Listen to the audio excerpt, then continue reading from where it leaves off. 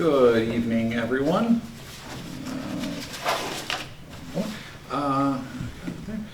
With the time being 7 o'clock, I would like to call to order the Wednesday, April 27th edition of Norton Select Board meeting. Let the record show that 4 members are currently present. Meg Arts will be joining us in about 15 minutes due to some traffic. As we start, I'd like to start by Pledge of Allegiance. Peter, would you like to lead us in the Pledge of Allegiance? Yes, there we go. I pledge allegiance to the flag of the United States of America, for the republic which it stands, one nation, under God, indivisible, with liberty and justice for all. Thank you, Peter. You're welcome. You gotta slow down a little bit, Peter. Enjoy that. All right. Okie dokie. We will start, as we always do, with the public comment period. If anyone online would like to speak to anything on the agenda tonight or anything else that's on your mind, please indicate by either raising your hand or coming off video or mute. Seeing none, we'll move on. And on to the minutes. So I would like to get all these approved tonight, since this will be one of our last nights here together as a group. Any hesitation on approving the minutes as listed in the agenda? No. Okie dokie. So I would entertain a motion to approve the following minutes. March 22nd, 2022 executive session, March 30th, 2022 open session, April 5th, 2022 open session, April 5th, 2022 executive session, April 11th, 2022 open session, and April 13th, 2022 open session. So moved, Mr. Chair. Second. All right, we'll go to the vote. Renee? Yes. Christine? Yes. Michael? Aye. And 2, and a yes. Clean slate, love to see it. Next up would be appointments, resignations, and retirements, of which I see none. Town manager confirms. Then we jump to licenses and permits, of which there are way more than 0 to go through. So let's start tackling these. First is a 1-day all alcohol liquor license to Megan Harrop for a private event at Everett Leonard Park from 1 p.m. to 6 p.m. Saturday, June 25th, 2022. Let's see here, this has been signed off by all the required parties. Any questions to that? All right, seeing none. Entertain a motion to approve the 1-day all alcohol liquor license to Megan Harrop private event at ELP from 1 p.m. to 6 p.m. on Saturday, June 25th. So moved. Second. Okay. Renee? Yes. Christine? Yes. Michael? Aye. 2 MES. Next up is a 1-day beer and wine liquor license to Christina Dagny for a private event at ELP, 10 a.m. to 7 p.m. on Sunday, September 4th. That is planning ahead. Again, this appears to have been signed off by all necessary parties. Any questions? Is that late, Labor Day? It must be. Right? Do we have people working there on Labor Day? I'm assuming, right? Yeah. Okay. So moved. Okay. Second. Renee? Yes. Christina? Yes. Michael? Aye. 2 MES. Could you just remind Michael not to mention Labor Day when we get into the, looking forward to the beginning of summer? It's a depressing. It's a date. They were planned ahead. I thought you were going to make reference to, we didn't want to invoke the word labor when someone was expecting a baby, and might go out earlier than expected. So, alrighty.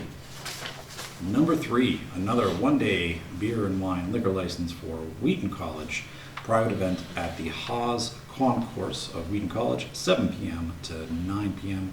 Saturday, May 7th. This appears to be a whole slate of events related to graduation and alumni weekend. You want to just do, what should we just read them all? Well, wasn't there a message about that?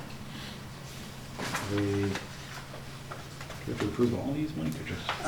I would approve this one And then and do then these? also Okay. all of them. All right, so we'll do a solo one here. Oh, yes. So, Yeah, I would entertain a motion to approve the one-day beer and wine liquor license to Wheaton College, private event, the Haas Concourse at Wheaton College, 7 p. to 9 p., Saturday, May 7th. so moved. Second. Renee, yes, Christine, Yes. Michael, Aye. 2 and a yes. Alrighty, next up we have a block of events we can go through here. The following are requests for one-day beer and wine liquor licenses to Wheaton College for private events to be held on, from May 16th to May 21st at the times and locations specified on their application, which are Thursday, May 19th at Chapel Field from 12 p. to 1:30 p. Friday, May 20th at Mary Lyons Building from 7 p. to 10 p. Friday, May 20th, Chase Square, 7 p. to 11 p. Friday, May 20th, Chase Round, 9 p. to midnight. Friday, May 20th, Davis Spencer Cafe, 7 p. to 9:30 p. Friday, May 20th, Chapel Field, 7 p. to 10 p. Saturday, May 21st at Chapel Field, 7 p. to 10 p. And lastly, Saturday, May 21st at Mary Lyons, 7 p. to 10 p. So the only one that needs to get changed is Thursday, May 19th, is 10 a.m. to 12 p.m. Oh, yes. See, it was noted on my sheet and I just didn't scroll my eyes all the way over. Did you say 10 a.m.? 10 a.m. to 12 p.m. It is a Really? champagne brunch, Oh, so so that, Let's I guess that sticking fits. to it. all right. So, Link. so moved. Those are all reviewed, approved, sent out. All right. So we have a Second. motion and a second. Excelente. Renee, yes, Christine, Yes. Michael, Aye. 2 and yes. Congratulations to the seniors. Yes. Very exciting driving through town. I saw they're doing an admissions event right now. So as they're ushering out the old, they're bringing in the new, which seems a bit appropriate for this weekend's election. Just sweeping everybody away. Next up, special events application for Gary Cameron and the Norton Veterans Council for the Memorial Day Parade, scheduled 10 a. to 12 p. on Monday, May 30th. Once again, appears we've been signed off by everybody. This is a fantastic annual event that we do here. I encourage everybody to come through and watch and or participate as you can. Any questions on that? None? All right, just want to find the route just so we can get that out there.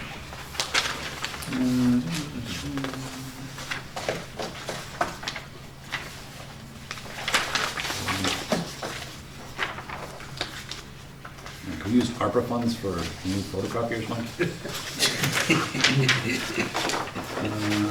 It looks like this runs from the Yale School down to Pine Street and then back down to the Common. Very good. All right. So moved to approve the parade. Second.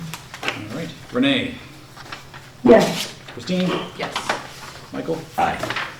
2 and yes. I think it's cute, Mr. Chairman, that you think you're going to be done once you, after this weekend. I think I don't know, I'm changing my phone number. that's, Actually, I accidentally did that. I gave my phone number to my daughter's phone for 24 hours, and that was a terrifying experience.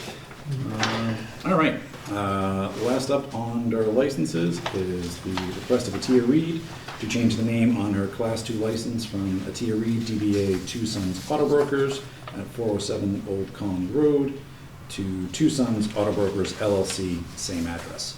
So Mike, I believe this is just reflecting the incorporation of the business? Correct. Okay. Any questions for this? All right, Chair would entertain a motion to approve the request of Atia Reed to change the name on Class 2 license from Atia Reed DBA Two Sons Auto Brokers to Two Sons Auto Brokers LLC. So moved. Second. All right, Renee, Yes. Christine, Yes. Michael. Aye. 2 and a yes. Very good. Any other licenses, permits, anything like that? All right. Wow, was it too bad, huh? And with that, we are on to announcements. Christine, take us away. I just want to thank everybody for participating and helping coordinate the Springtown meeting that was last Saturday. We had about 50 streets, I think, getting a lot of TLC and at least 100 participants, probably more. So thank you, everybody, especially Mr. Town Manager, Keith over at the Highway Department, Joanne over at the Highway Department, and there were a couple groups, big groups that got together over at Red Mill Village. A lot of groups down the main highways, 123 and 140, along with South Worcester, North Worcester, South Washington, North Washington. There were streets everywhere getting cleaned up. So really want to thank everybody for showing up, doing their part. Mr. Chairman, I would like to thank actually our own Christine Deveau here, which she probably did, she got to thank herself, but I don't think that's this, of helping kind of get this ball rolling and getting Keith and everyone organized. I know she admits that she didn't do it by herself, but she played a good part in it, so yeah, congratulations to her as well. Absolutely. Yes, thank you, Christine. You definitely helped bring that back after the COVID absence. And just seeing the overwhelmingly positive response to that, either folks that were excited to participate or saw the results of the effort, was just really inspiring, and it prompted people to get out there on their own, even outside of the formal event. So awesome way to celebrate Earth Day this year.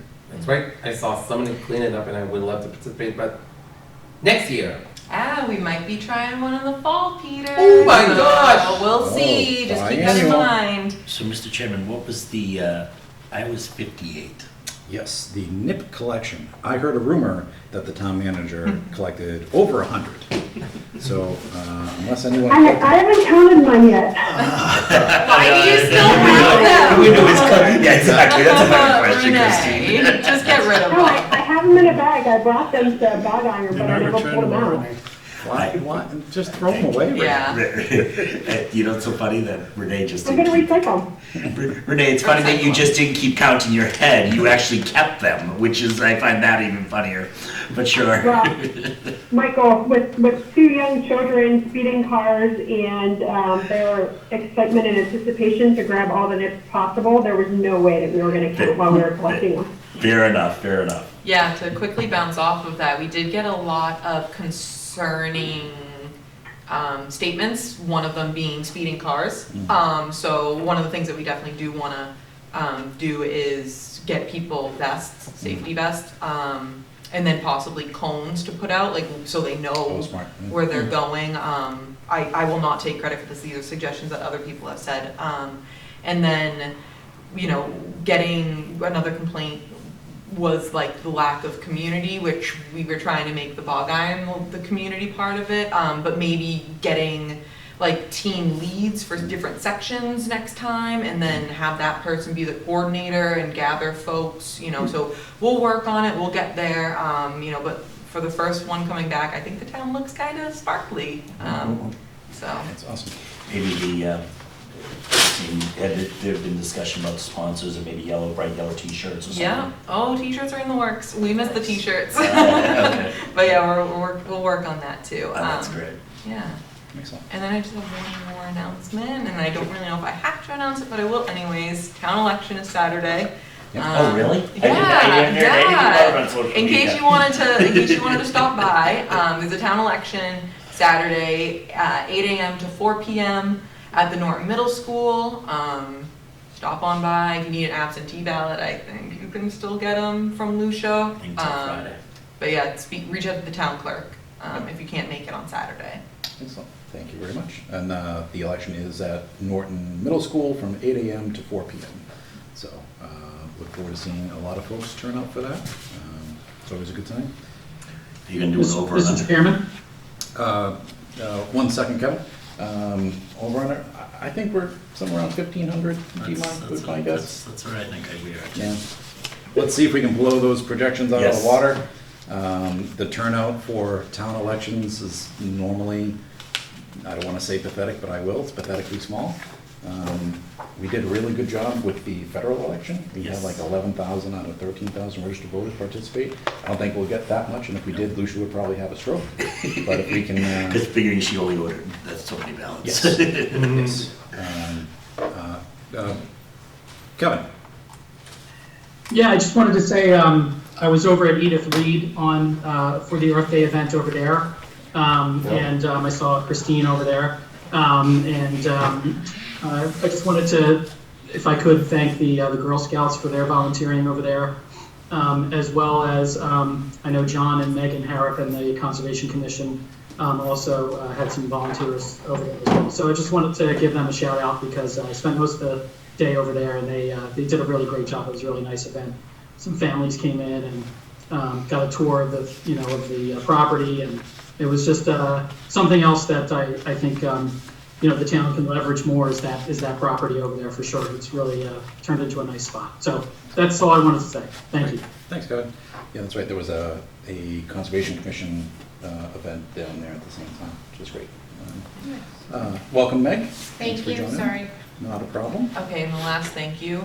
I'm so sorry, Brian and everybody at Bog Iron. Thank you for your donations and thank you for hosting the after party. So thank you, everybody. Brian makes a good burger. Yes, they were delicious. And his beer isn't that bad either. No. Just, Not so bad. Makes sense. So it's not on our official list, but I did see this come through the town alerts today. We will be doing Light It Up Blue in May to support the DeFossis and Norton Police families in celebration of Detective Sergeant DeFossis during Police Appreciation Week. Please support the DeFossis and NPD families by turning your lights blue for the month of May. Detective Sergeant DeFossis celebrated his birthday in May, and Police Appreciation Week is also in May. We would love to continue to honor our fallen heroes so that his family can see the love of our community. So more to come on that, but great. Thank you very much for getting that out. Jack, I have one announcement. This Saturday at 10 a.m. is the Eagle Scout presentation at St. Mary's. Yes. I initially was going to be there. My kid has a doubleheader at the same time, so I just wanted to make sure if there was someone that was going to be there. If not, because we have the citation, we already signed them way back when. Right. So if not, I'll make other arrangements, but I want to make sure. These are those 10 a.m. at St. Mary's. yeah, I can. Okay. We could walk from the middle school over. Yeah, I can be there, but Kristen, if you want to be together, that's Oh, fine. no, that would be perfect if you can go. Okay, perfect. Excellent. Thank you, Mike. Alrighty. That closes out announcements, I believe, and we're on to new business. Mike, is there anything on here that we would want to take out of order? Something small that needs to cut somebody loose, or just run down? I don't see anything that jumps out at me, but I know we've, last time we had somebody wait like 2.5 hours for a Unless, thing. I think maybe the marijuana, Lucky Green Ladies, because I know she was on. Yeah, she was. She was on, but just for everybody's awareness, we're not done reviewing the HCA. So Mike and I met with town council yesterday. We haven't received her revision, so I asked Alyssa if she could come to the next meeting. I anticipate that we'll have all of that squared away by then. Okey-dokey. So, there we go. Let's cross that off. All right. Thank you for that update, Renee. So Mike, we'll turn it over to you for the FY23 budget presentation. All right, just want to give you an update of where we are now working on the budget. Just some of the information that you have in your packet. The first sheet that you have shows the budget with as requested from town and school. And also you can see the governor's proposal, and then with the House Ways and Means proposal, we actually netted about a little over $99,000. So it cut our deficit that was originally $1,801,761 to $1,704,805.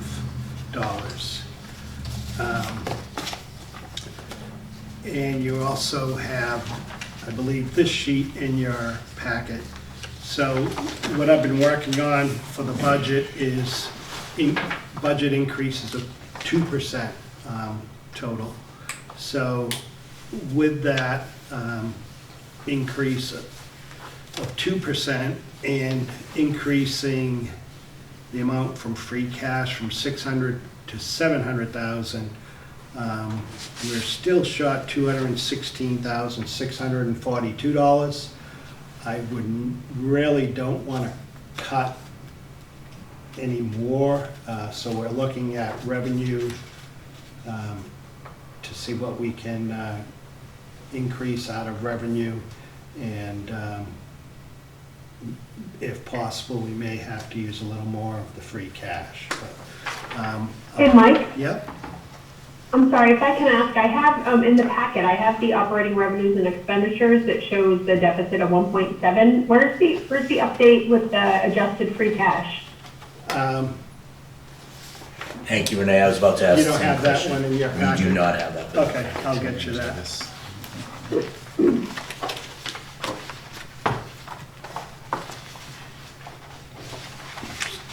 Or do you have it, do you have a laptop available or no?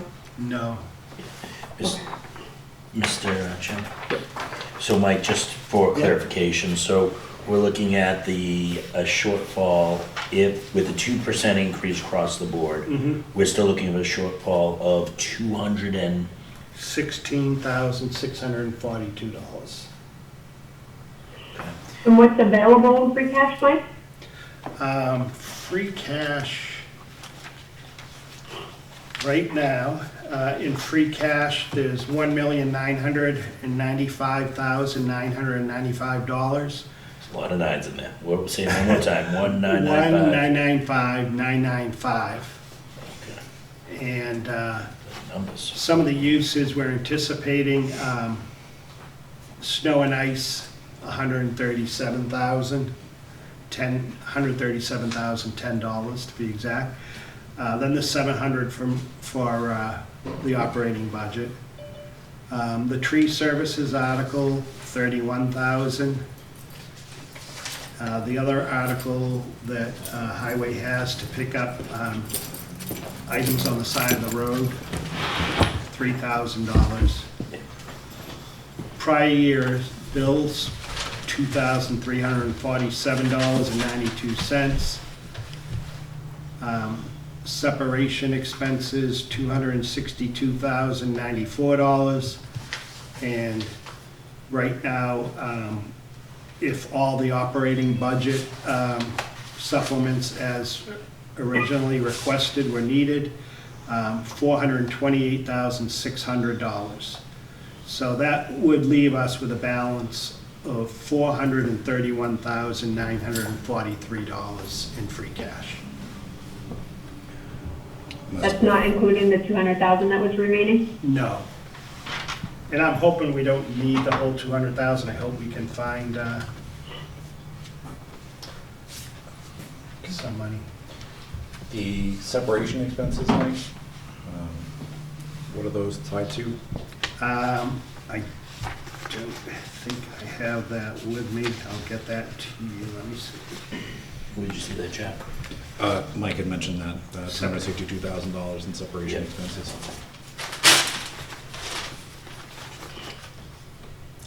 Hey, Mike, Here we go. I know previously, you presented the OPEB fund and what we wanted to put in there. Is there any opportunity to reduce that initially, and then ensure that we can find the other $200,000 and then fund the remaining in October? Yeah, we don't usually put any money into OPEB in May. We wait till October. So Okay. we wouldn't be That proposing. wouldn't help. Right. And we're also not proposing putting any money into capital, just using what we have in capital right now. And So, to your question, Jack, that's 4 retirements in the retirements in the fire department. I know there was one particular one that it was split over multiple years to try to balance out. Is Right, this the right. final year? we Payment had? 3 of 4 3 or 4. Oh, jeez. for that one. Okay. Mr. Chairman, does the, through you, Mr. Town Manager, does this, the Hicks Fund, is that included at the 200 level or the 100 level? Just 100. So This is at the 100 level. that would help if possible, if the Hicks Fund could contribute 100. And then we use another 100 out of free cash. Okay. And just to restate, so all this assumes a 2% increase, where both the municipal and schools were somewhere in the 4.5, 4.8 range Right. initially. Yeah. So do we have a feel on what reductions that would be, at least on the municipal side? I don't want to Sure. make you speak to the schools if you're not prepared. No, I can give you, no, Joe's still working on the school side. Some of the major ones on the municipal side, there was an extra position that Highway was looking for. It was about $56,000. We were starting to, the fire department was starting to put in in 2024, the grant runs out, and then we're responsible for those 4 firefighters that they had to hire. So they were, in their budget this year, they had put in a portion of that, a third of that, which was $77,000. So that has to, that's coming out. Is that in the cut or is that in the preliminary? That's the cut. That's the cut. Okay. Yeah. Let's see. We get to police and fire, because then the overtime, obviously, Because some of that again, just gets deferred to Right. hopefully a fall Hopefully. town meeting to get put back in there. Well, we should see a lower, if everything works out with the hires, and specifically on the fire department, we should see a reduction in that, hopefully, right? hopefully, Yeah. if they're always trying to get to that, Yeah, we'll every match it time 1 they're year, almost right? there, something else happens. Right. So in the police department, the overtime was cut from a request of $444,500 to $378,500. And in the fire department, the salary line item, as I said, was cut by that $77,000, and the overtime was cut by $100,000. So is it fair to say that there are no reductions in staff or services? It is just limiting planned growth and deferring overtime? Right, that's the goal. And then, so through the departments, it was like 100 here, 200 there, reduction in seminars and conferences, things like that. And the library was cut to 2%, so let me see if I can tell you what that, I think that was about a $26,000 What if reduction. we fund them at less than 2.5%? They turn the 23. lights off. Yes, 20 on you. 23.8 on the library. You've got it, okay. Did they just burn those books? Is that that was a joke. And the library aid in the last rendition of the cherry sheet did actually go up a little bit. Hose it up. Not much, but it did go up. Now, are they back up to full service is probably not the right word, but I know they were below the state threshold for accreditation, is that the right Right, word? they are at enough hours for accreditation, yes. I know the cherry sheet showed that we were gonna get a reduction in transportation this year. How does that affect the budget and so forth? On the cherry sheet, what? Yeah, no, it said that our transportation was going to be down, the chapter 90 funds were going to be down. How did that? That's not included in the budget at all. Okay. And that was about a $5,000 reduction. Oh, it was only 5,000, okay. And we're supposed to be getting that extra pothole money who knows what, you know. And where are we with the HR consultant that we were working in here? Did that We get still cut or have, that? that line item, we reduced it by 10,000, but we still have that in the budget. Based on what the HR consultant told us the cost would be, we feel that we reduced that from 50,000 to 40,000, so 10,000 there. And we took Michelle's phone away. Jen still, we have one for Jen, but We did put one in the budget this time around for her. yes. Where is the HR consultant covered in the budget? Is that under? So the your- second, if you look, it's in town manager Yeah, the charges and expenditures. charges and expenditures, yep. So that's under contracted services. Is it possible to pull that, I know that's where we kept it and so forth, because it's a consultant. Is there a chance to pull that out as an HR line item with just putting a consultant underneath the HR line?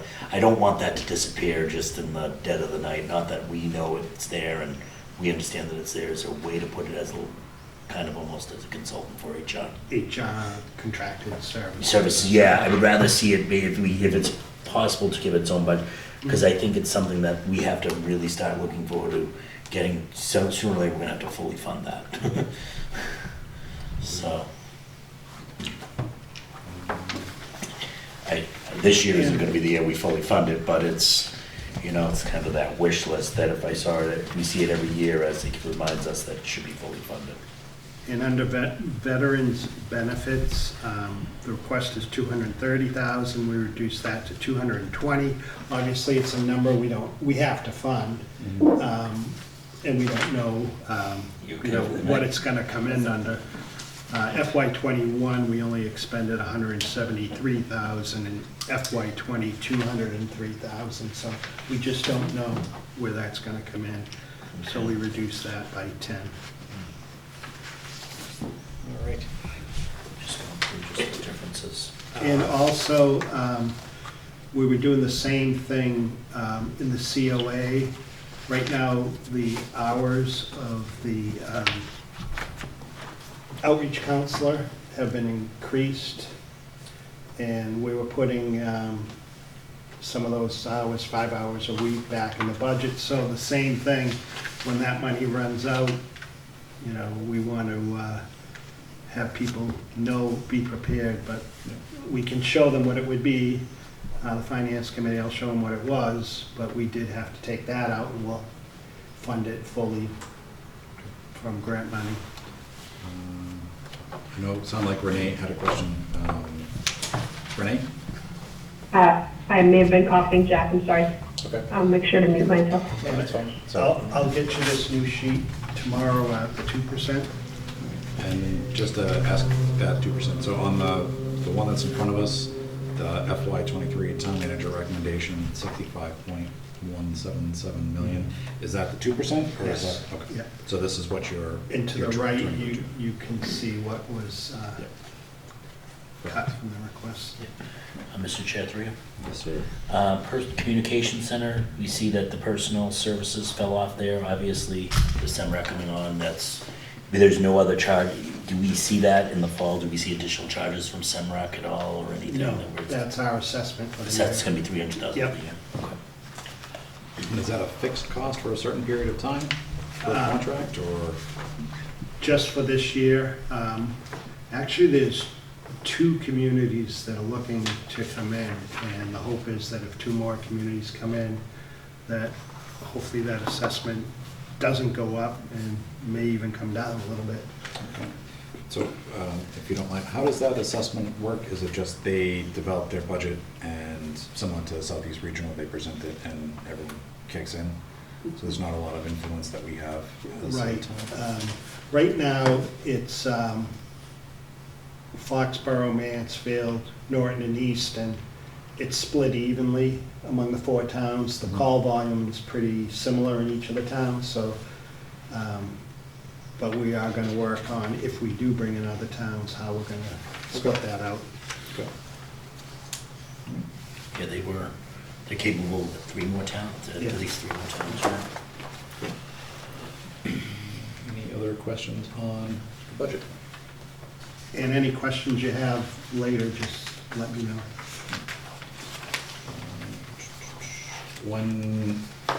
So where do we stand with FinCom and the budget presentations to them? This hasn't been presented to them yet. I'll present it Monday night, Okay. just to let them know where we're at. If anyone is free on Monday night, I would encourage some members to sit in and listen in and hear their questions and weigh in with the board. Jack, you're not gonna go? No, I'm washing my hair that night. No. Gotta plan that ahead. Big deal. And if I could just say, the revenue's coming in pretty good this year. So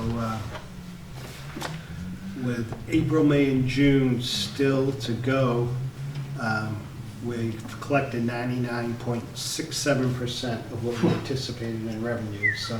It does get tighter than that. It's like 3 months to go and still growing.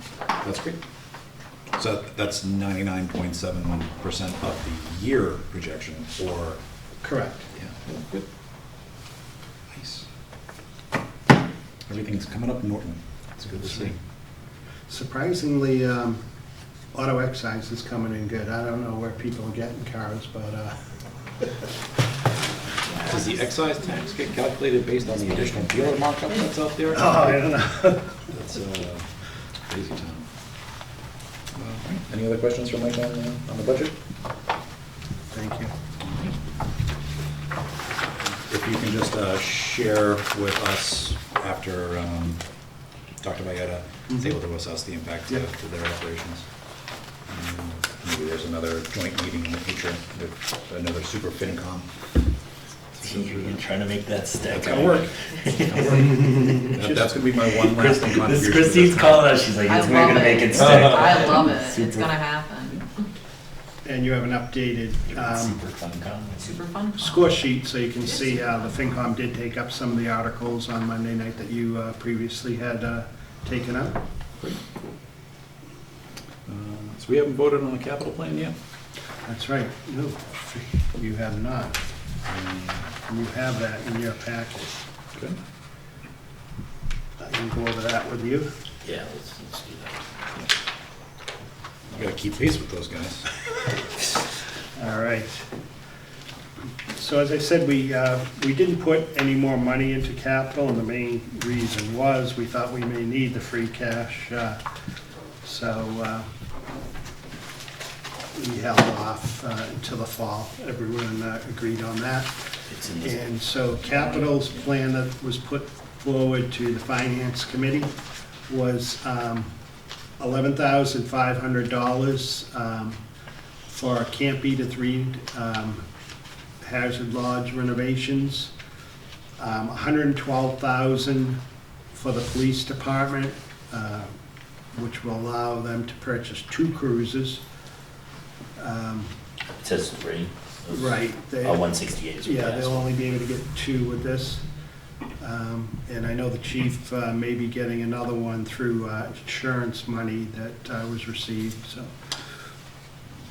Fire department, replace the staff car, and that will be an 80-20 split between capital and ambulance. Structural fire hose, $19,000. Turnout gear replacement, and that's an 80-20 split, $14,000. And pumper replacement, it's payment 5 of 5, $140,250. The school department, year 2 of 3, for a minibus purchase, $44,983. In the highway department, purchase of a Bobcat, $50,758, and that's something that will also be used on the sidewalks to clear snow. Peterbilt with a tank. Mr. Chair, sorry, Mr. Chair. Mike, is that Bobcat, is that something, have you guys evaluated with the water department if that's something that they could use and maybe split cost that? They would not need that type of Okay. Yeah, that makes piece of sense. equipment. Yeah, thank you, sorry. Peterbilt with a tank, it's payment 5 of 5, 36,000. Peterbilt dump truck, payment 2 of 5, 28,150. And the John Deere utility tractor mower, payment 3 of 4, 34,300. Does that have cup holders? What's that? Couple. The bucket truck for the tree department, it's payment 4 of 5, 53,400, so. And then the sewer department, medium dump truck from sewer retained earnings, 90,000. Cobb Street Sewer Station, Phase 3 pumps and motors, 500,000 from retained earnings. Water, a 4x4 pickup with utility body, 65,000. Cottage Street elevated water tank replacement, evaluation and design, 185,000. So in total, from capital, $546,141.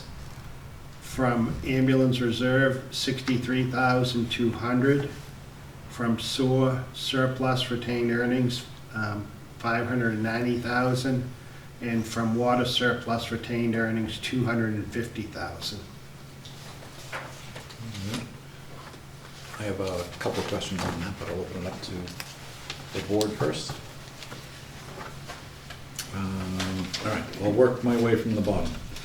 Under the water department, the 4x4 pickup, is there a reason why that's not being funded through retained earnings like the other water sewer bits?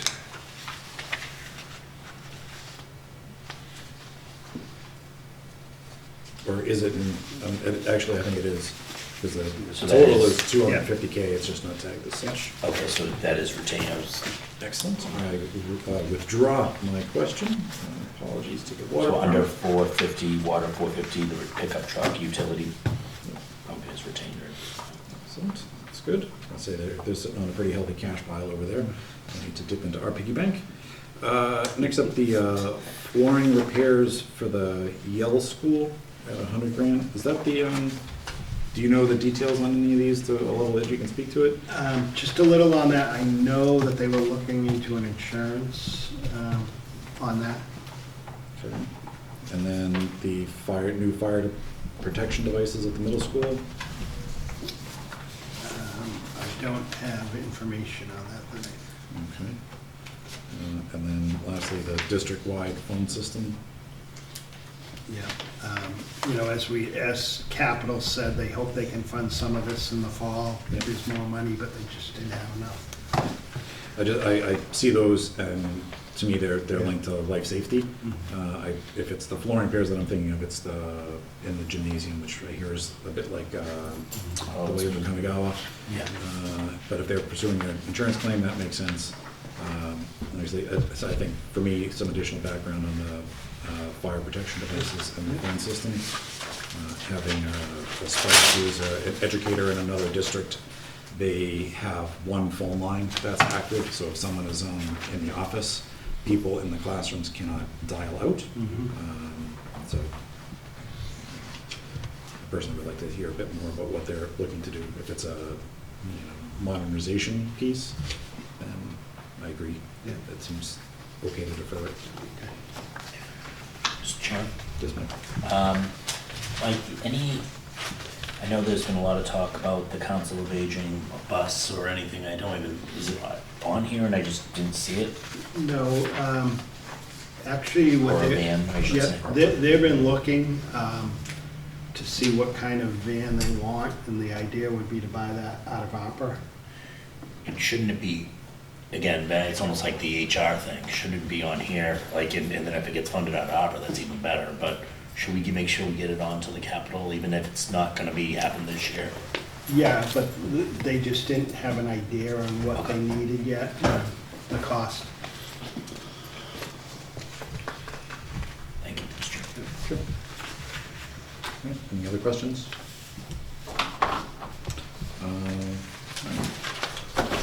we can vote on this, we can wait for that other piece of information on the other ones at the pleasure of the board. Entertain any motion that gets made, or we can move on. Say that one again, one more time. I saw this, Chair. If anybody wants to make a motion on this, please feel free. Yeah. So we approve it now, before it's, yeah, we'd approve it now. It's being presented on Monday to FinCom. No, they've FinCom's already already done. recommended it. Okay. I'd like to make a motion to approve the capital improvements committee's recommendations, town manager and the capital improvements. Are they lined up? Yeah, they are lined up. Nope. Are they lined up? Yes, they are. Okay. I would like to make a motion to approve the town manager and the capital improvements committee's recommendations for fiscal year '23. Second. All right, motion and a second. Renee? Yes. Meg? Yes. Christine? Yes. Michael? Aye. 2 and me, yes. But if we can get some additional background on that, would be helpful. All right. Thank you, everybody. Any other articles that you want us to consider tonight, Mike? It's up to you. You could do the tree service for $31,000 out of free cash. Okay. Any questions on that? We touched on that during the free cash discussion. So Chair would entertain the motion to support Article 3 for tree services, $31,000. So moved. Second. Renee? Yes. Meg? Yes. Christine? Yes. Michael? Aye. 2 and me, yes. You know, Renee, if you were here, we would just be able to like voice vote. I'm just I know. I had hoped that I would be there. I'm going to be saying your names in that order in my sleep for the next 15 years. Anything else, Mike? As long as I'm first. Always. I don't think so. Okay. Town manager says that's good for now. Yes. Oh, Well, I spoke too soon. Article 19, this is also for the highway. This is $3,000 for extra large items that he has to pick up on the side of the road and dispose of, unfortunately. And that $3,000 would come from free cash. Okay.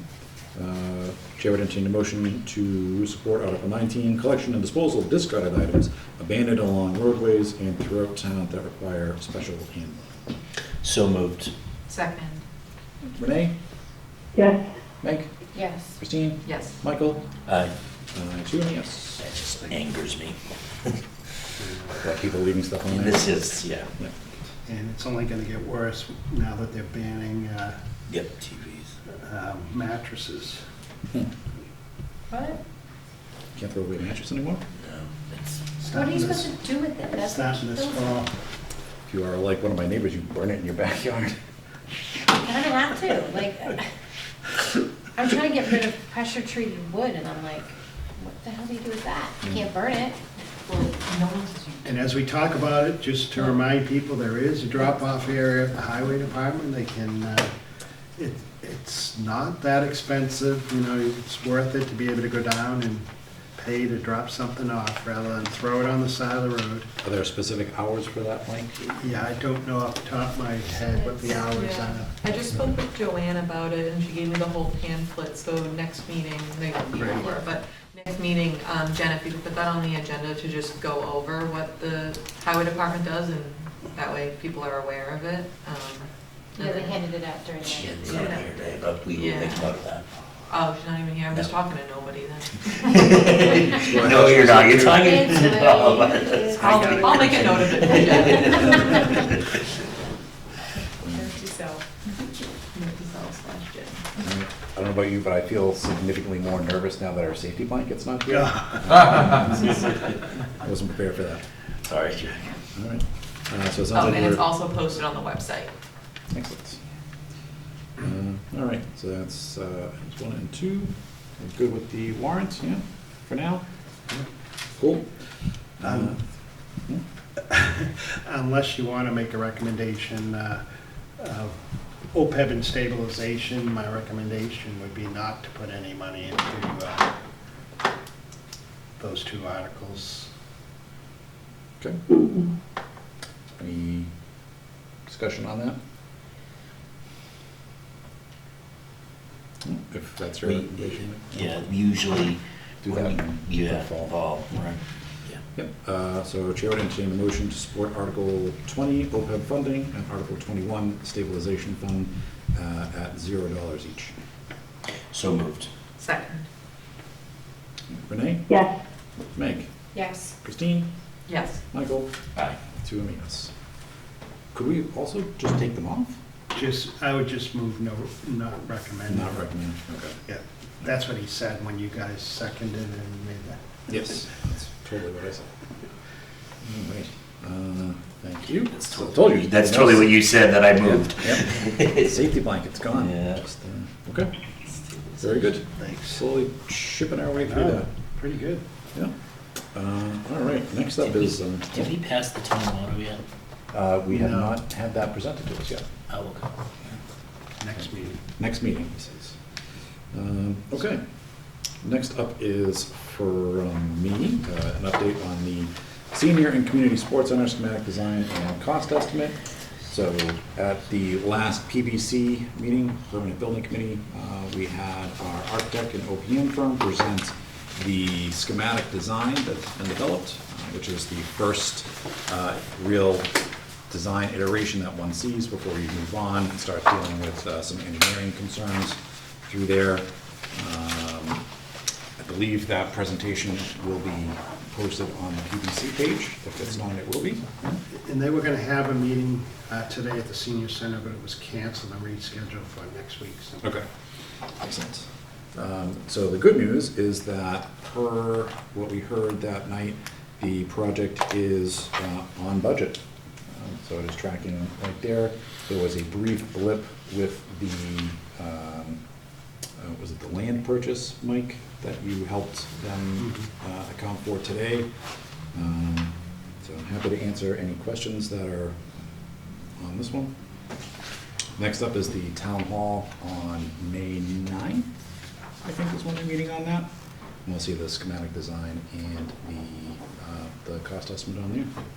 But the intent is to have the full construction documents complete in November and out to bid.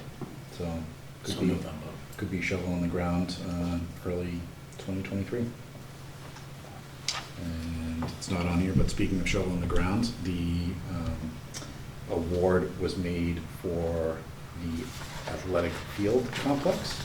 And they are looking to be shoveled in the ground, I think, in as little as 2 weeks.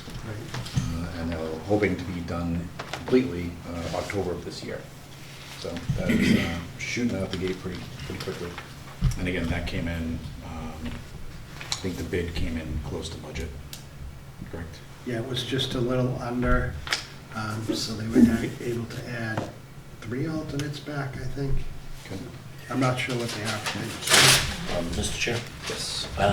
So regarding the schools and so forth, I am truly kind of confused because I really believed, and from what I've gone back and looked back, that the tie-in to the sewer project was part of the original. I'm not saying that it was, I'm just saying my impression and everything I heard. It was a two-part, my understanding, it was a two-part thing. It was either do it one way without the sewer, and the second way was like, you know, whatever, an extra $600,000 or something Okay. to tie it in. Right, and I thought what passed was the tie-in way.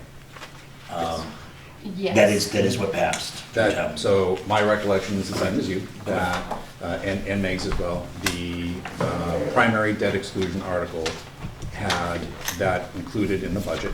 And should that have not passed, there was a separate standalone article specifically for that in the amount of that $600,000 to make sure that that was funded. Okay. So I think what you're getting at is that there has been discussion that has been removed from the project budget, and they are seeking ARPA funds for a different article. And I don't want to they put the cart in front of the horse because it has not been presented yet. Yep. But that was, so I just was going back and I just wanted to be clear, like I was misunderstood, I didn't understand it. I was like, I could have sworn this was part of the project. Yeah.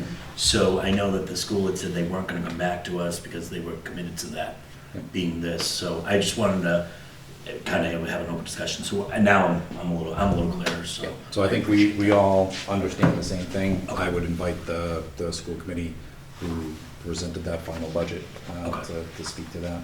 Yeah, I don't wanna put words in their mouths or get opinion because it's not being presented to us at this point. I did talk with the superintendent today and asked that he and Matt come to the select board meeting on the 11th.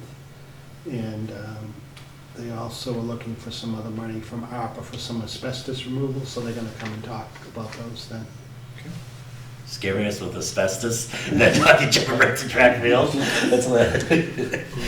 Not on the field. Yeah. Yeah. So thank you for bringing that up, Michael. All right. I can just say I am really excited to see these designs come together. It looks beautiful, it's functional. There's been a lot of accommodations and changes made to that design to support the newer post-COVID work styles, which is something that we had talked about with the community during that. Beth is really excited and on board. And at the meeting, the PBC did vote to upsize the generator to make it basically a refuge. So a cooling shelter, warming shelter for those times. So it was a $99,000 increase to do that. That's awesome. And stating budget with it. Yep. Wow. By $4,000, I think. Squeezing every penny, right? That's a great improvement. Yeah. Yep. Just say something on that. Ray Cord sent Dinah email. He had a good idea and something they can look at because spending the $99,000 to have the entire building operational. He asked if there was some way the architects the middle school is set up as a shelter if there's a need. But if we just need a warming or cooling center, the senior community center would be great for that. And he was asking if they could look at, could there be a generator that would power the whole office area and maybe one activity room so that could serve as a heating or cooling area and not have to power the whole building and maybe save some money there and then maybe they could get their kitchen, their industrial kitchen. Thank you for mentioning that. So the trade-off there was the upsize generator came at they were not able to include the commercial grade kitchen that was asked for the food service piece. But obviously this is an early design. As they come in and get final pricing, that will be on the table. That's on the check. I think that was $35,000. Yeah, So this is so small. it is really small.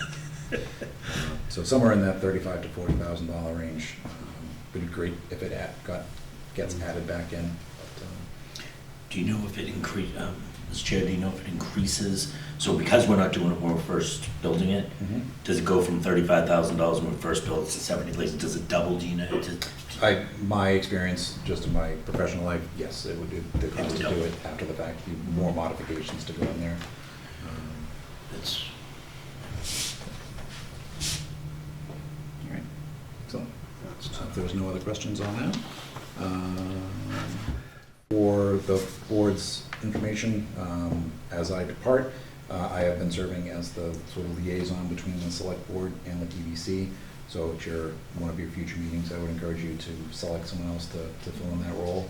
Keeping that line of dialogue between the boards in an open fashion is really key to the success that they've been experiencing. It keeps us informed and we're able to inform the broader public. So, and it's a lot of fun. The meetings are once or twice a month. They are much shorter than ours, and a bit more lively. Mr. Chair, I know my thought process is we're kind of the dynamic after this election coming up. The dynamic of the board's going to change substantially.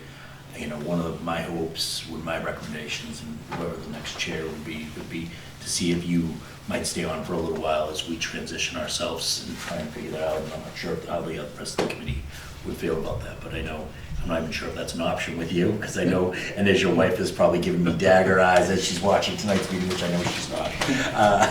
But that would probably be my hope, that maybe you stay on for a while, or because we kind of transition, because you've done a great job to this point, but. I appreciate that. Should that end up being the pleasure of the board, I would happily fulfill that role until someone else wanted to step in. So, let me know. Alrighty. Mike, I don't see Paul on, so it looks like you're in the hot seat for this next one.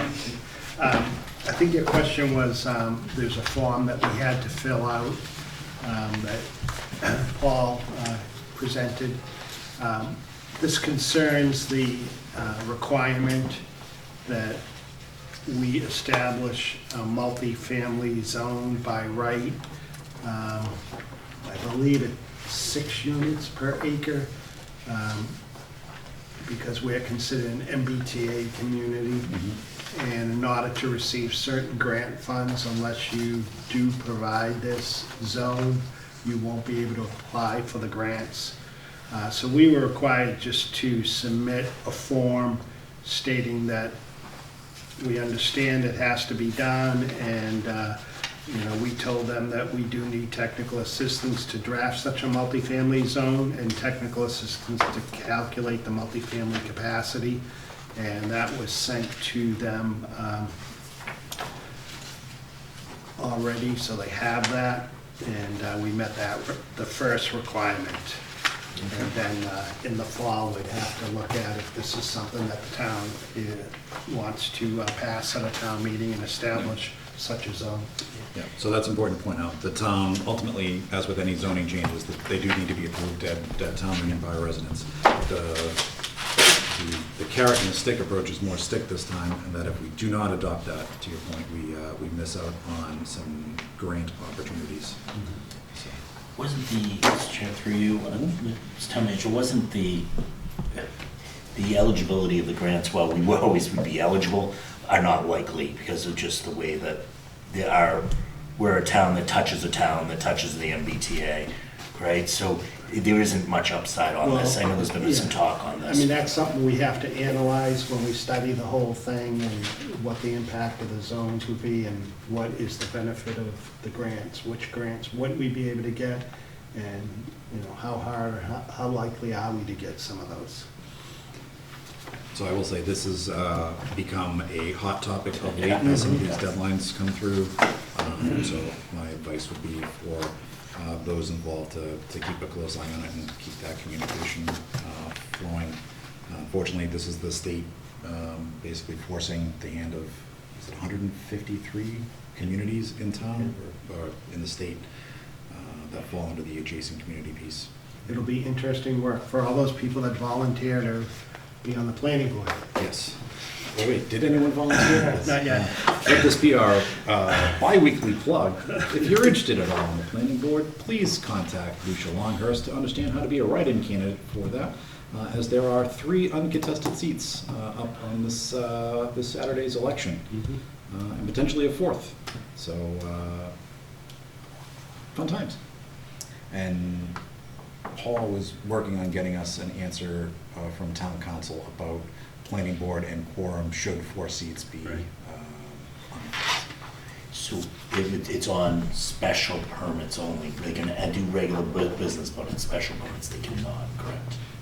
Yeah. As of right now, Now, that's what they they can still do the work of the town, but they just can't do special permits, if my understanding is correct. And I think Lucia heard me mention her name and promptly dropped off the process. She heard you say the word right, the words right in. Yes. I didn't even get the end part out before she disconnected. But for those that are pondering a writing campaign for that, you do just need to put your name, or your name needs to be on there. You do need to fill in the circle. Address is not required. She asks, please do not use stickers on, because they gum up the machine. If you do want to use stickers, please reach out to her and she can tell you the proper type that will not mess up the machines and require hand count. And if your name is Bob Smith, you should put your address. The Yes. address isn't required if there's nobody in the town that's a registered voter. That is a good clarification, yes. 3 easy seats on the planning board, good way to get back, and certainly a lot of interesting things coming down the pike for that group. Did I hear that you were maybe like No, you should probably get your hearing checked. Oh, sorry. I have enjoyed my time on this board. I think the planning board has way more challenging work than us. Absolutely. Yeah. Okay. Thank you, Mike, for that. Way to sell it, Jack. But Thanks, Renee, for calling him out on that. There's cookies and free. Short meetings. Yes, they only go to midnight every other time. All right. No, Yeah. it's Yeah. no, planning board is a great way to really understand some of the nuances in town. You deal with zoning and special permits and site permits, and really get to have your finger on the pulse of what's going on in terms of development here. And they do a lot of good work. You're just hesitating to go to this next point on the agenda. Oh, I don't even know which one that is. Yes, I am. Thank you. You can skip right over that one. No, we cannot. All right. So someone else put this on here, a recognition and thanks to Select Board member Renee Deli. So, And Jack Conway. that's not on my Mr. list. Chairman, so sorry. So I think we all did it as a group saying thank you and thank you. Renee, I'm looking at you even though you probably can't see that, but both of your leaderships have been unmatched. I don't even know if I have words for it. Coming on, a year ago, I looked to everybody who had been on the board, which is everybody, and you've really set the bar high for how select board members should act in meetings and should act outside of meetings. So I just want to say thank you. I'm sure my colleagues also have things to say thanks about. Yeah, both of your, the involvement in the productivity and how much you really care about our community is so above and beyond. And I wish all the naysayers can understand that, you've given sweat, blood, and tears to be here, and I really am going to miss both of you, and I really wish you weren't going.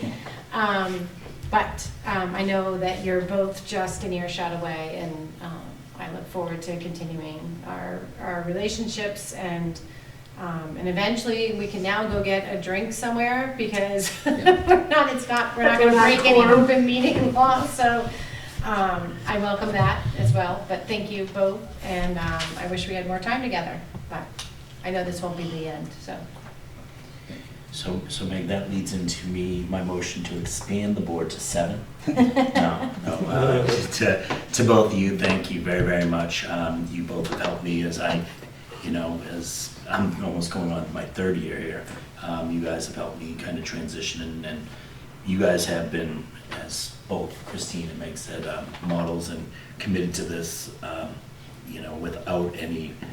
without thinking of yourselves, which is a really, really big thing to do, and your commitment to the town and just this board as a whole. We appreciate it. Thank you. Thank you very much. Compliments make me deeply uncomfortable on a personal level. So That's why I put it on. But watch me squirm for a little while. And this is honestly, it's been it's weird how it's kind of like a family. We bicker and we go back and forth, but we're all trying to do the same thing in our own crazy little way. So this is hard for, I'm an emotional person anyway, so this is hard for me, losing 2 parents, because that's what, not that y'all are old, but But you're kind of old. It feels By the way, I'm the oldest. No, I'm the oldest. it feels like losing a member of a family, so, yeah, it's gonna be weird, but seriously, thank you both, truly. Yeah. You're here. Thank you, guys. That's very kind, and I certainly share, the same emotions. And we talked about it was a difficult decision for me not to run again for the select board, as I think Jack shares the same. But I do hope at least a bit following in our footsteps that during your Halloween meeting, Jack and I can come on and everybody will be in costume. Yep. Maybe. We'll do it just for you, Renee. Thank you. Just small ask. I'm not big on Halloween, so, but I'll try. And And I think Jack is having a celebration at his house for us. that right, Jack? Yes, come to my fire pit, hold the chicken, and have some cookies, and it'll be good times. Awesome. Yeah. Did you just invite the town? Just can't believe you just done. My address is 168 Lincoln Street. Oh, great, thank you. How close that is to your house. Yeah, this is, it's been an amazing experience, and I'm very fortunate to have done it with you guys.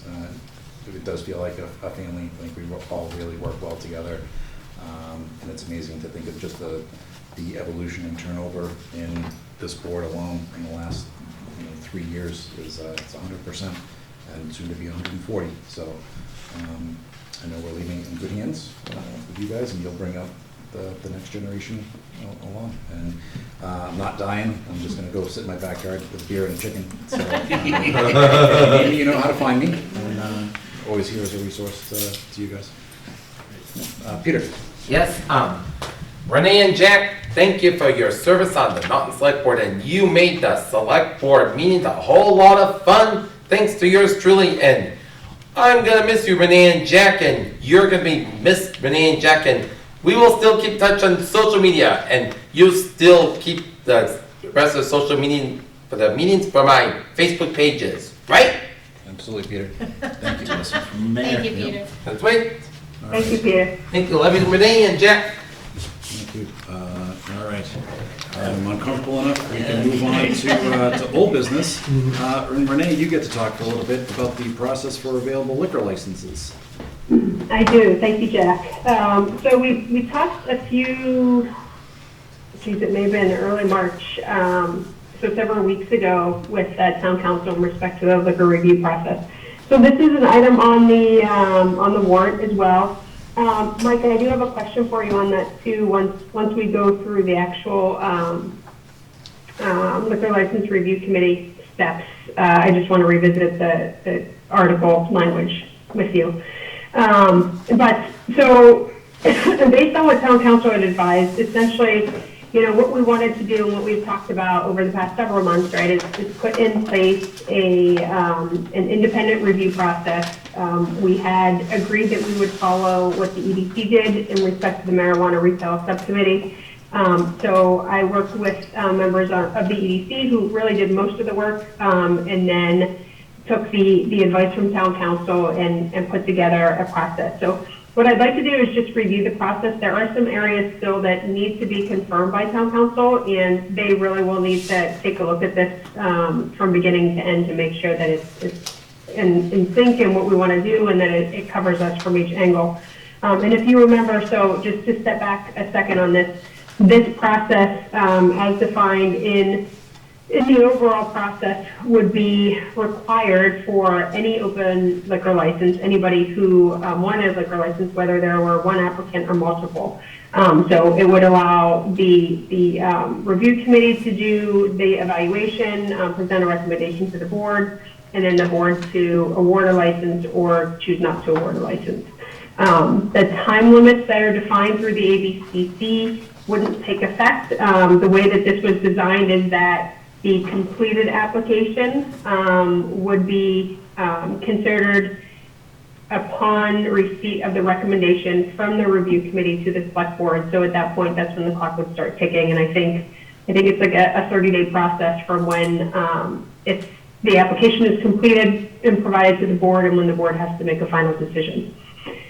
So with that, let me just share with you the updated review process. Give me 1 second here. And if this looks odd on the screen there, guys, let me know and I can change my zoom and stuff. I'll zoom it in initially. Okay, can you see the document easily? Yes. Yep. I can't tell if anybody's squinting, just so you know you're too far away. You can see it? Yeah, we can see it very clearly. Okay. Okay, so the flow here is essentially the same as what we had for the marijuana retailer subcommittee process, but essentially what it identifies is just a request for application. It goes through this essential page is what would be put out there from the town, listing in however many licenses were available, the type of licenses, and then the days or the day that the submission process would take place. So essentially we would go out to people, it's like an RFI, but it's a request for application, and just have respondents be invited to submit something to us. It's not binding if they do, but this would start the process for those submissions. And we would leverage the same as we have for all the other RFI and RFPs to go through the site on the town website. I'm not going to go through this in great detail. I will send it to you. Again, I just want to make sure that we kind of cover the concepts overall because KP Law is going to have to review this for us. So in respect to the Liquor License Review Committee, and this naming came from the article language. Specifically, I think, Mike, this was drawn up by KP Law. So it just establishes the committee from the Select Board as a licensing authority and identifies its responsibilities for developing and adhering to the procedure to evaluate the liquor licenses that will be awarded to an interested party in accordance with an open, fair, and competitive process. So the makeup of the review committee is a quorum of the Economic Development Commission, the town manager, and the director of planning and economic development. So it would be Mike and Paul. This is almost actually identical to what the marijuana retail subcommittee was comprised of. And then we have the chiefs and any other department heads listed as necessary if we needed them to act in an advisory capacity. The one thing here that town council mentioned was we do want to make sure that we establish a timeline for this.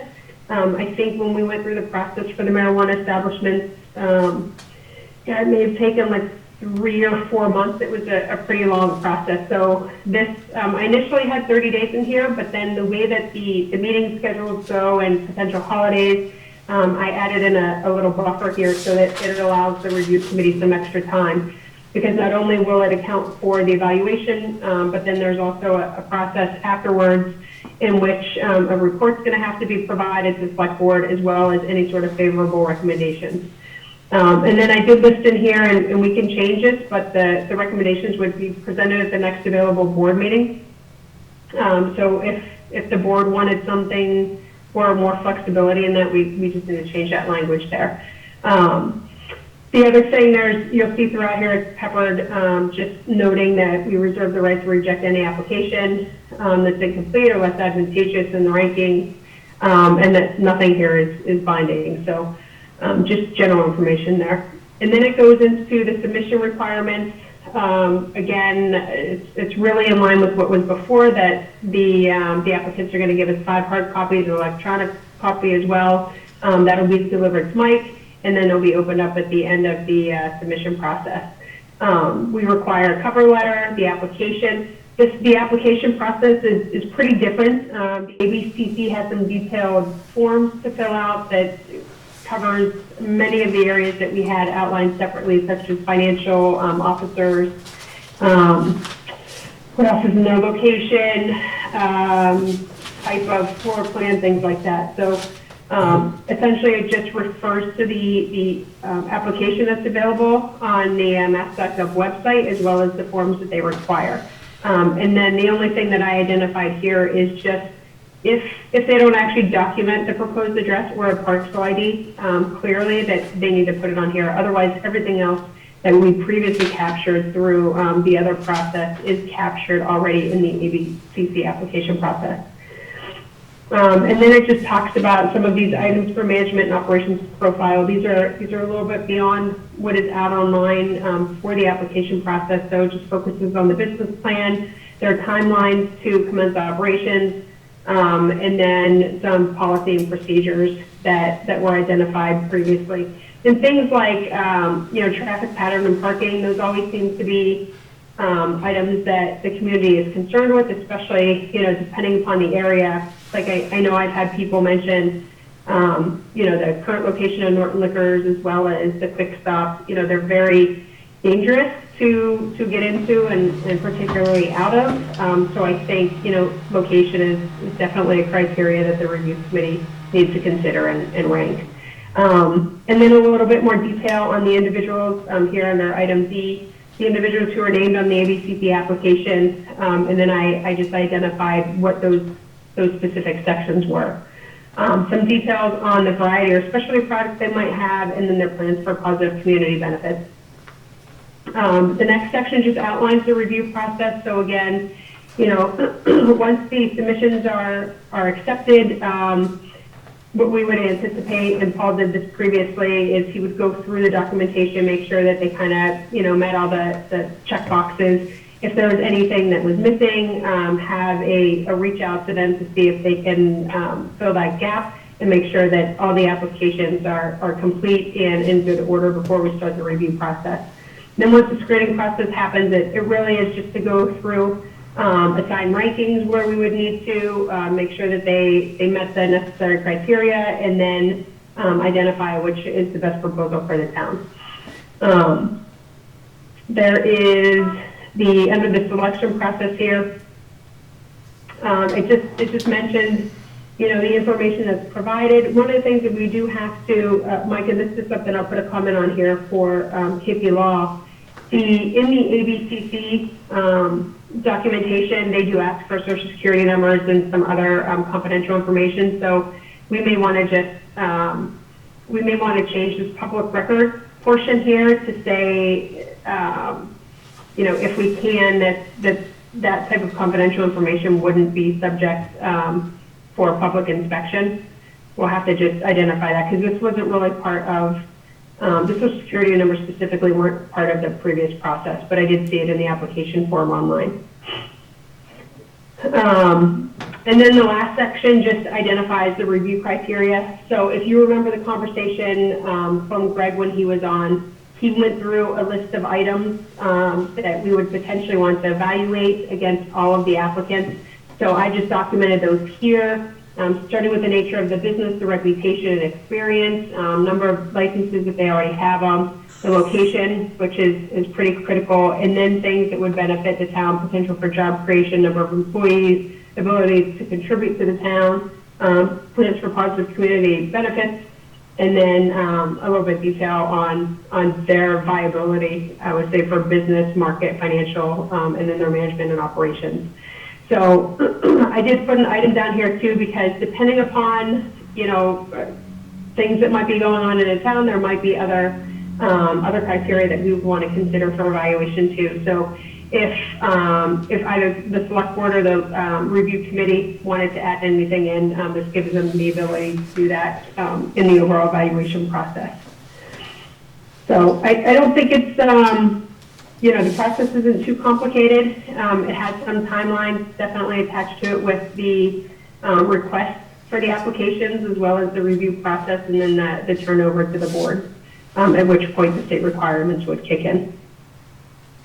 So with that, I know that's a lot. Are there any questions or comments or anything that you would like to see in here, or have some additional consideration on? That's great, Renee. Thank you. Any questions? I don't have any. I think it's very good. Renee, I know that I've kind of sat through a couple of meetings with the EDC on this, and have there been discussions on how we could tweak this on, when someone is transferring a license to another individual? Obviously, that criteria changes completely, but, kind of giving guidance. Has there been any expansion on that, but has it just been focused on just this new process right now? Has there been about evaluating if a license should be transferred or not transferred? I mean, it's really at the pleasure of the board, right? We could consider that. With this, with the new available licenses, it could be a transfer of license. So for example, we've talked about the Quick Stop has notified, I think, Mike or the town, on various occasions throughout the years that they would like to have the, and I can't remember the all alcohol license, liquor license, right? They just have the beer and wine license now, or malt. I can't remember what it is. Mike, what is the actual one that they have? Wine and malt, they have. Wine and malt. Yep. Yep. So this accounts for any applicant who would want to transfer an existing license to the available license that the town would have. But it doesn't account for just a transfer of a license like we did for Speedway, right? Like, I can't remember who they transferred from. Sunny. But we could consider it. I mean, it's really, if the board would want to have a process like that, we can certainly consider it. We would have to have discussions with town council, because again, I don't know, it would probably be similar, right? Like the application wouldn't be deemed complete without a recommendation from the review committee. But we would have to specify that within the language that the board uses. Yeah, Mr. Chair. No, Renee, I agree with you. I mean, I don't want to be anti-business, but I think what it ends up doing if we did take on that task is it would churn, they would be coming to us before the sale was finalized of a transfer of a license. Right now, we're seeing it after the fact, meaning, and I say that, it's already been negotiated, it's already been this, it's just like, by the time it comes to us, it's just like a rubber stamp. By applying this to actual sales or transfers, it might actually say, all right, let me go to the select board first, and then we give their feedback. More than likely, we'd accept it, but it would be, I think it would change the process. I mean, obviously, we have to evaluate how this affects business as a whole, and I don't want to be hindering of business in town, but. No, and I think the difference here, and Michael, in that scenario, is the difference here is the town is kind of like the holder of the license, right? Whether it be the one that's existing that expired, or, if we are successful in getting 2 additional special legislation licenses. For the transfers, it's typically an owner to an owner, right? I don't know that our evaluation or review would provide any additional benefit, right? Because it's not something that the town is holding. It's a license that's already out there and active. Yeah, no. So it would definitely have to be a conversation with council to determine if it's appropriate, or if it were appropriate, how would we go about to do that, just so that the board is more informed during the transfer process. Right, because I think what ends up happening now is we get license and applications that have already been negotiated, kind of this, we get the final application, and it's like, all right, I mean, if we voted no, I don't think there's been a select board that voted no, but it would be a more proactive approach on the transfer of the license, I think. But something that I think we could talk about further later on. Definitely. I could see that coming into play if someone was going to sell a license and go to a new location, but if they're just transferring and whoever's coming in is staying at the same location, do you see it playing into that? Yeah, where I see, Mike, is it gives us more opportunity of knowing who they are, right? Instead of the last minute, we're getting the final application, this is a proactive, hey, approach select board, they need certain information prior to maybe even the transaction happening. But, like, again, I know it can be perceived as anti-business, and that's not what I want, but I think a lot of times we sit here and we look at these transfers and we're like, yeah, okay, what are we gonna say, no at this last hour, right? And the transaction and the deeds property's already transferred and on and so forth. It's just more activity just to get it on our radar and be more part of the process, I guess. Maybe, Michael, something too, I mean, we're required to do public hearings on these, right? So it might be something that you provide more guidance to somebody who is going to come in for a public hearing, like if the board wants to hear specific information, that you just provide it to them beforehand to say, make sure that you're prepared. I remember when we did a couple with Brad, right? He was always concerned about the sale of alcohol to minors and how seriously the town and the board takes that. So, that can be an item that you just, when notified, right, we just provide a pamphlet to say these are the things that the board is going to want to hear. And that might just give some additional structure to those hearings. Yeah, absolutely. And hopefully not length. I remember we had one that was quite lengthy with during or right before a joint meeting. Renee, thank you very much for pulling that together. Phenomenal piece of work, as usual. I gotta ask, is that Renee the EDC member or Renee the select board member that put that together? That would be a little bit of both. Okay. Yes. Sounds good. Ask me in a week, and it will be Renee, the EDC member. Very good. All right. Excellent. Thank you, Renee. Sure. All right. Next up under old business, update on select board submissions for town report, cover photo dedication, and the annual report. Michael is now in possession of the photos that we took at our last meeting. Michelle was in receipt of the annual report as I of owe this the morning. dedication, I know, I'm getting there. Believe me, I know the feeling.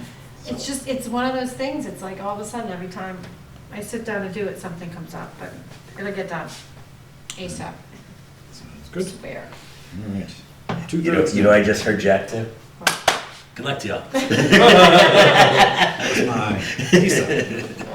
Did my piece, and Michelle already proofread it and caught like 87 errors that I made in there. So apparently there were not dragons. At the I go October through town that meeting. every day. Not dragons. No Starfleets coming in or starships or anything like that. None whatsoever. All right, so that is our old business. I'm gonna kick it over to Mike and the town manager's report. All right. So we had asked for an update on some of the Mass DOT projects, such as East Main Street, the North and South Washington Street traffic lights, and North and South Worcester Street traffic lights. And it happened to be today that the engineer who's doing the traffic signalization at North and South Worcester was in my office for discussion with a butter for the bike trail. So he's working on that too. Just to give an update on the bike trail, we're working right now on the acquisition process and working on an intermunicipal agreement with the MFN. Council reviewed that and going back to the MFN for another review. Because MFN has agreed to pay a third of the cost of the acquisition of the easements and the appraisals. And we expect in June, late May or June, to go out and start sending out the letters to the people along the right of way where we'll be taking permanent or temporary easements. Okay. On the traffic signalization at West Main and North and South Worcester Street, the 25%, to go back, in case people don't know, it's a state road, but we've agreed to use our Chapter 90 money to do the engineering work to move it along faster, believe. I guess I have to say that. I wouldn't use that word. But, Sure, we'll play along. Less slowly.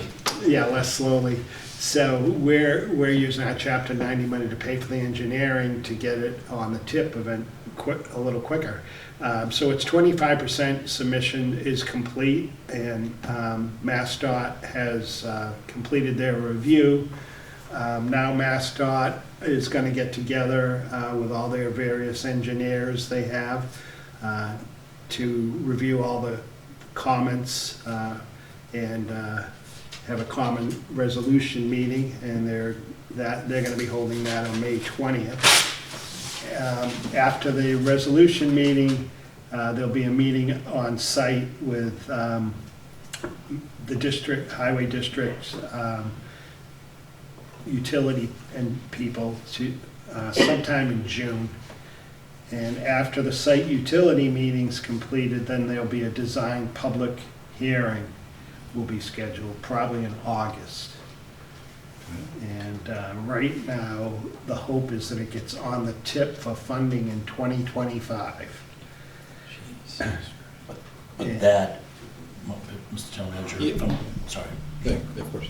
I'm sorry, Mr. Chair. But even though that's what they schedule on tip 2025, if there's projects that aren't ready, they can move projects from something that's scheduled forward. Right. So if we do all this, are we shovel ready? What gets us shovel ready? So that's why we're doing this, so we get the engineering work done.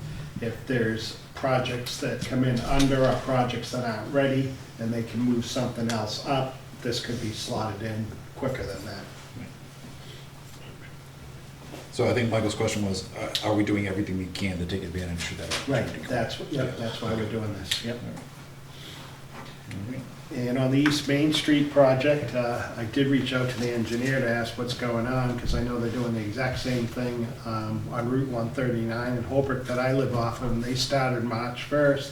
They were back working. He did say they're supposed to be starting work again next week.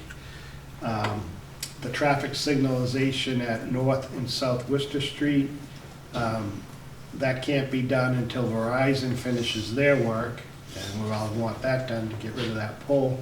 And they can't finish their work until the contractor finishes the water work. He said he doesn't have a hard date when the water works will be done yet, but this construction season, they'll finish all the water and drainage, continue the sidewalks, and complete the Washington Street signal. So, This year? yes. Okay. I'm writing that That's what he down. tells me. Write it down. I won't tell you the last part. I asked him, so, I told him, I said, you gotta realize, you've got that area you're using as your staging area, you've got one more construction season, then you're out of there. And he said, I said, so when are you gonna be complete? He said, well, we have until January of 2026. What? And that's for the entirety of East Main, for that? For the whole project, yeah, in East Main. But I can't imagine that, Oh, no, that lot's going to be, shovel ready oh, by. yeah, they'll be out of there. I told him you'll have to have a new staging area if you don't finish this construction season. So East Main Street could potentially be under construction until 2026. I doubt it, but they like to give themselves the leadway. I can't believe that the contractor would hold out, drag it out that long. I'm sure they want to get it done and move on. Like, they're going from 495 to, just past here, right? From, from Pine Street to 495. Yeah. That's insane. It'd be nice to work for a state job. Okay. Hey, Jack, if I could, Mike, can I ask you a question? Yep. It's somewhat related. I don't know if anybody's noticed, like, the new stone walls that are up, from 495 to, like, south and north Washington. Do you know, was that done by the state, or was that like a private subcontractor who did that? It was done as part of this project, yes.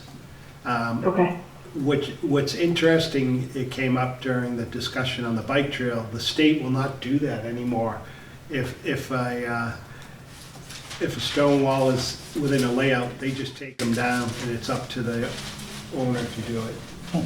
I'm surprised at that, but luckily this project got in before that, because the state did pay for the construction of those walls.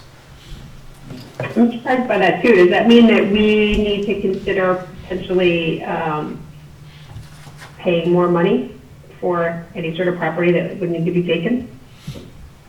Not on 123, no, that's all. No, but like any like rail trail or like South Worcester, if that were to be the case? If there's any existing walls that are in the way, they would, right now, they'd just move the rock out of the way, and it would be up to the homeowner to rebuild it. So I don't know, I can't think of any that come to mind with that. The engineer has alerted me to. I don't remember stone walls being across that whole section. I thought that it was just part of the, I mean, I think it looks great, and especially in the area, if nobody has seen it, there is literally a telephone pole right in the middle of it, and Oh, you yeah, never that's a be able great to tell. Yeah. It's pretty cool. Probably have driven by it 20 times, at least 20 times, I've never noticed it. Oh, yeah. Now I'm looking. Take a look. Right. Now I'm looking. Any other questions for Mike, or incredulous statements about how long it takes the state to get road work done? I did ask him about that telephone pole, and the engineer said, well, it must have been staked out wrong. I said, but couldn't they figure that out before they built the wall? That's someone else's problem. I've been there. Thank you, Mike. Appreciate that. Jack, I'm sorry. Yep. One more question, because, Mike, I don't know, and I apologize if you had alluded to this, but anything with the sidewalk projects? Any updates on those? On 123? Well, I think we had 123, and then wasn't there another one? I thought there were 4 that were outlined. You're talking the Complete Streets initiative, right? Okay. I think. Yeah, Well, nothing, so the sidewalks on 123, and then there were supposed to be sidewalks put in on Pine, Plain, and South Washington, Yeah, like that- in the school vicinity, and then, where was the other one? Leonard? No, might I'd have have to go through my been Elm. stuff. What was that? Might have been Elm Street. Maybe. Yeah, that's part of the Complete Streets. That's something where we'll have to move forward on, but nothing being done right now on that. Okay. Is that statewide, or is that something that the town needs to push for? That is state grant money. Okay. And just one other thing when we're talking infrastructure, I did have a conversation with Congressman Auchincloss's office, and we've submitted a project to run sewer down Elm Street for possible funding that he said he would think about putting as one of his priorities. So about $5 million to run sewer down Elm Street, which would then allow the town municipal complex to tie in there, the new project at the Reed and Barton site, and also just beyond Reed and Barton on the other side of the road, there's a few there's some housing in there, apartments, and I know their septic system is failing and they have to do something, so they'd be, we'd be able to help them and all the residents along that stretch. Thanks, Mike. Alrighty. Anything else? Nope. Cool. Thank you. On to select board report in the mail. Renee, anything? Nope. Just, Mr. Chairman, just a couple of things. So today we had talked about, I had filled in for, until we have a permanent, I consider permanent NOPE, which is the task force for opioid prevention and overdose, I believe. And it was it's an eye-opening meeting, to say the least. There's several officers from the Norton Police Department, the Fire Department, Veterans Agent, the Bristol County District Attorney's Office. I know I'm going to miss people. The Fall River Substance Abuse. There was a charitable organization there. Mike, am I missing anyone? The superintendent of schools. Superintendent of schools. Thank you. I apologize. And the superintendent of schools. And Missy from the Housing Authority. Yeah. I apologize, there were several people there. It was just great, they're talking about just getting back on track here from before COVID. Specifically, there seems to be an influx of, obviously besides the opioid settlement from Massachusetts, money that's coming to Norton. There are some other grants that, for programming on treatments and prevention of opioids within the town. So obviously, as we, the select board, as we appoint someone permanently to this committee, we'll hear probably more about that, but it was just a real kind of eye-opening experience, and just talking about some of the programs that are already out there that Norton maybe can look at to expand there. The other thing is, and this is probably more for the town manager, just to follow up, through you, Mr. Chairman, Mr. Town Manager, I know that the people over on South Worcester asked if there could be a committee formed to look at kind of some of the impacts of some of the neighbors in that area, including maybe sound barriers and or working with Home Foods to see if the Woodward Lot entrance might be able to be reorganized. Is it possible to kind of get the committee organized with town people in that to get that going? Yeah. Okay. And that was it for me, Mr. Chair. All right. Thank you, Michael. All right. I thought I had something earlier, but it's since fallen out of my head, so couldn't have been that important. Seeing nothing else, we'll jump into warrants. So I have approved, for the last time, payroll warrants PR 22-22 for the week ended April 16th, 2022.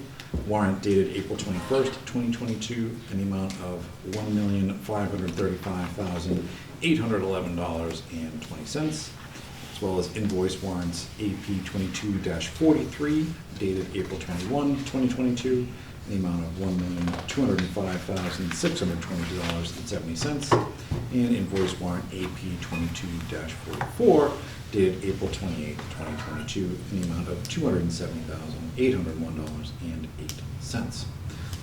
Michael, as reigning vice chair next week, these will become your problem to deal with. Yes, right, Mr. Chairman, I believe we've called a meeting on May 4th to reorganize and so forth, and at that point, but I will make sure that if that meeting doesn't happen or so forth, I will make sure that they get signed. I will say that whoever takes over reviewing these, Mary Ann and James in the town accountant's office are phenomenal about answering any questions in a timely fashion. And they've done that for me a lot because there's a lot to learn. Maybe if you could, just in case, say something happened on Wednesday and there wasn't a meeting, could you appoint Michael to be the designated Sure. signator? Yep, you can do that. Isn't he already? I would think, I think we did that. Yeah, I think Okay, we, good. Yeah, in the we back gotta up do to that. it. Yeah. All right, good. Thank you, I thought I was losing my mind. Excellent. It's so funny, I've never been in a rush to, you sure, Jack, you can't make it there? So our next meeting agenda is actually tomorrow night. We're not quite done yet for the town manager's review. And this evening, we have an executive session to review meeting minutes regarding all that. Unless there are any additional topics to come before the board this evening, we'll move to executive session. I declare under General Laws, Chapter 30A, Section 22(f), that the purpose of the executive session will be to act under authority of the Open Meeting Law, General Laws, Chapter 30A, Section 22(f), and review and approve the executive session minutes of April 15th, May 5th, May 10th, May 13th, May 24th, June 2nd, June 10th, June 16th, June 22nd, and June 24th, all in 2021, pursuant to General Law, Chapter 30A, Section 21(a)(7, because a discussion of the strategy in open session could compromise the purpose of the executive session, and with the board to not return to open session at the conclusion of the executive session. Mr. Chair, I move that the board go into an executive session under General Law, Chapter 30A, 22(f), for the purposes and reasons declared by yourself, with the board to not return to open session thereafter. Do we have a second? Second. Renee? Yes. Mike? Yes. Christine? Yes. Michael? Aye. I too am a yes. So our open session has adjourned for the evening. Thank you everyone for joining us. Remember to get out and vote on April 30th. April 30th. Aye.